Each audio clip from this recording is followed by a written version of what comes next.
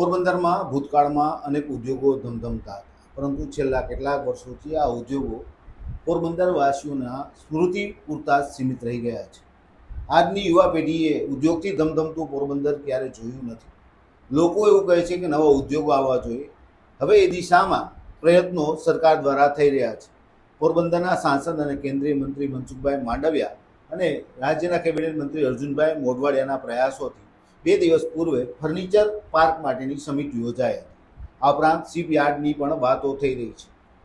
આ મુદ્દે પોરબંદરવાસીઓનું શું કહેવું છે, ખાસ કરીને જે યુવા છે, જે સામાજિક સંસ્થા સાથે જોડાયેલા છે, ઉદ્યોગપતિઓ છે, એમની સાથે વાત કરવાનો એક પ્રયત્ન કર્યો છે. અશ્વિનભાઈ, ખાસ કરીને પોરબંદર એક ઉદ્યોગોને ઈચ્છતું હતું કે ભાઈ ક્યારે ઉદ્યોગો આવશે. લોકોના મનમાં એક જ સવાલ હતો, પરંતુ જે રીતના 2 દિવસથી પ્રયત્નો ચાલે છે, 2 દિવસથી જે માહોલ છે, ફર્નિચર પાર્ક, શિપયાર્ડ, હવે પોરબંદર કેવું હશે?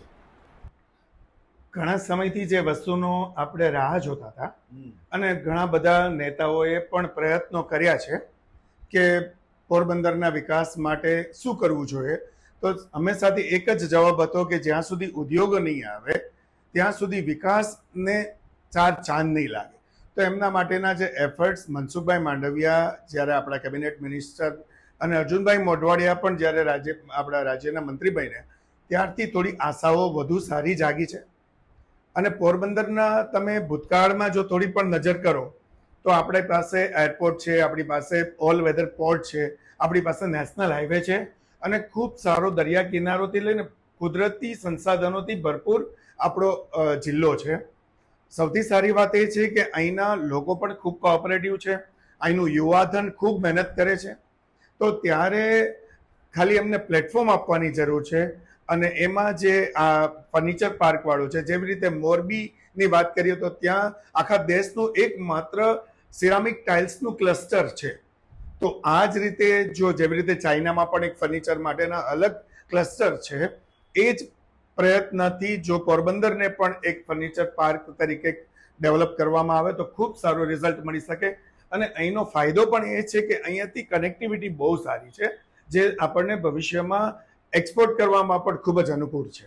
અશ્વિનભાઈ, આપ વર્ષોથી ટાઈમ્સ ઓફ ઇન્ડિયા જેવા અખબાર સાથે જોડાયેલા છો, સામાજિક સંસ્થા સાથે જોડાયેલા છો, પ્લસ બિલ્ડર પણ છો. પોરબંદરને ઉદ્યોગો આવવાથી જે ફાયદો થશે એના કારણે અર્થતંત્રને કેવો ફાયદો? અત્યારે તમે સાચું પૂછો તો ઘણી બધી કંપનીઓને પોરબંદરમાં સ્ટોર ઓપન કરવા છે અને એ ઘણું છે, પણ કોઈક કારણોસર બાંધકામની પરવાનગીઓ, જો કોઈ પણ કંપનીના સ્ટોર ક્યારે ખુલશે, કોઈ પણ કંપનીની ઓફિસીસ ક્યારે ખુલશે, સપોઝ કે ફર્નિચર પાર્ક આવે છે તો એમને એક ઇન્ફ્રાસ્ટ્રક્ચરની જરૂર પડશે. આજે શિપયાર્ડ છે તો એમને આજે રાજકોટની કે અમદાવાદની તમે વાત કરો, આજે 2030માં કોમનવેલ્થ ગેમ જ્યારે ની તૈયારીઓ ચાલે છે તો શું થઈ રહ્યું છે, તો એમ કે છે કે રિયલ એસ્ટેટ માટે ઇન્ફ્રાસ્ટ્રક્ચર, રોડ, રસ્તાઓ, આ બધી ખૂબ મહત્વની વાત છે. તો પોરબંદરમાં ક્યાંક ને ક્યાંક બિલ્ડિંગ રિલેટેડ જે નવા ઇન્ફ્રાસ્ટ્રક્ચર રેડી કરવા છે એમાં કોઈક પેચ અટવાયો છે. તો મારી એ પણ નેતાઓને અને જે પ્રશાસન છે એમને વિનંતી એ છે કે એમાં પણ જો થોડી સહજતા અને સરળતા આપે. હું એમ નથી કહેતો કે નિયમ વિરુદ્ધ કરે, પણ નિયમોમાં રહીને એક સ્પષ્ટીકરણ સાથે, એક સારી ગાઈડલાઈન સાથે એવું કહેવામાં આવે કે તમે આ રીતે ડેવલપ કરો તો પોરબંદરમાં એમનો જે વિકાસ છે એ ખૂબ જ આગળ અને બહુ ઝડપથી વધશે. એમના માટે ફક્ત પ્રયત્નો એ છે કે સારા બાંધકામ માટેની પરવાનગીઓ આપે, જેથી નવા વિસ્તારો વિકસશે અને ત્યાં નવા સ્ટોર ખુલશે. એ ખુલશે તો લોકલ આપણા જે યુવાનો છે એમને રોજગારી મળશે. આજે એક બ્રાન્ડ સ્ટોર ખુલશે તો મિનિમમ 10 છોકરાઓને રોજગારી મળશે અને એવી રીતે 10 પરિવાર પોરબંદરમાં રહેશે, જેથી તે હિજરતવાળી વાત છે કે સ્થાનાંતરવાળી વાત છે એ અટકી શકે. અશ્વિનભાઈ, સંસ્થા સાથે જોડાઈને તમે ઘણા બધા સેવાના કાર્યો કરી રહ્યા છો. સેવા અને એક બિઝનેસ બંને ક્યાંક ને ક્યાંક એકબીજાના પૂરક છે કે ભાઈ ત્યાં જ્યાં સારા ઉદ્યોગો ત્યાં તમે સેવાના કાર્યો પણ કરી શકો છો. પોરબંદરના ડેવલપમેન્ટની વાત છે, મહાનગરપાલિકામાં હવે ઇન્ફ્રાસ્ટ્રક્ચરને લઈને એક દિશામાં પ્રયત્ન થઈને તમારી ખૂબ સરસ વાત મને ગમી કે બાંધકામોને મંજૂરી આપશો તો ઇન્ફ્રાસ્ટ્રક્ચર મજબૂત થશે, સારી કંપનીઓ આવશે. તમને એવું લાગે છે કે આ બિઝનેસના ડેવલપમેન્ટ માટે સામાજિક સંસ્થા, યુવાનો એક કમિટી બનાવવી જોઈએ, એમના રિવ્યૂ લેવા જોઈએ, જેથી ભવિષ્યમાં એનો ફાયદો દરેક લોકોને મળે અને લોકોમાં જાગૃતતા આવે? તમારે એ બદલે શું કહેવાનું છે?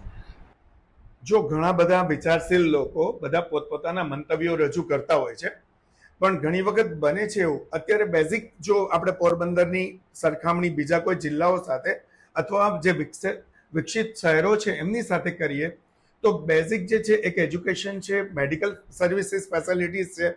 તો આ બધાની સાથે જો વિચારીએ તો ખૂબ સારી સ્કૂલ જેમ કે જુનાગઢ કે રાજકોટ કે અમદાવાદ બાળકોને બહાર ભણવા જાય છે, પછી એ લોકો પાછા નથી આવતા. એનું રીઝન એ છે કે એમને સારી જોબ કે એની ઓપોર્ચ્યુનિટીઝ નથી. તો એમના માટે હવે મેડિકલ કોલેજ ખૂબ સારી બની છે, મતલબ જે મેડિકલનો જે તકલીફ હતી એ હવે ઓલમોસ્ટ એ સોલ્વ થઈ ગયું છે. એમાં પણ સરકારના ખૂબ સારા પ્રયત્નો હતા. હવે એજ્યુકેશન રિલેટેડ જો થોડું સારું એજ્યુકેશન ઇન્ટરનેશનલ લેવલનું મળે તો એનો પણ ફાયદો થશે. હવે રહી વાત જે ડેવલપમેન્ટની છે, તો એમાં જેટલા લોકો અહીંયા જે સમજદાર લોકોના આઈડિયા છે, જેમની પાસે ખૂબ સારું વિઝન છે, પણ ક્યાંક અંશે એમને જો વચ્ચે જે આપણા પ્રશાસન એમના સાથે સમયાંતરે વાતચીત કરે, એમના એકબીજાના વિચારો બહુ તંદુરસ્તી સાથે, કોઈ રાજકીય પ્લેટફોર્મ બનાવવાની બદલે આપણા પોરબંદરને જેવી રીતે મનસુખભાઈનું ને અર્જુનભાઈનું ને આપણી સરકારનું સ્વપ્ન છે કે આપણે ખૂબ સારો વિકાસ કરવો છે, ત્યારે પક્ષને ભૂલી જઈએ, બસ ફક્ત વિકાસને પોઝિટિવ લઈએ તો એનો ઘણો ફાયદો થાય. આ જ રીતે તમે વિચારો તો ટુરિઝમ માટેની એક ખૂબ સારી ચેન બની શકે એમ છે.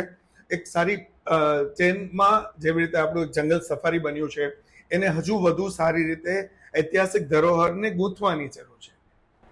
આ હતા અશ્વિનભાઈ ચોલેરા. એમનું કહેવું એવું છે કે પોરબંદરમાં ઇન્ફ્રાસ્ટ્રક્ચરથી લઈ અને ઉદ્યોગો સુધીની જે સફર છે એમાં બેઝિક જે જરૂરિયાતો છે એમાં આપણું પોરબંદર છે એમ સમજી અને જો સાથે મળીને પ્રયત્ન કરશું, એક સકારાત્મક વાતાવરણ ઊભું કરશું, તો આવનારા દિવસોમાં ઉદ્યોગોની સાથે સાથે પોરબંદરમાં એક અર્થતંત્રને મજબૂત કરતો એક સૂર્યનો પણ મોટો ઉદય થશે તેવું પણ એમનું કહેવું છે.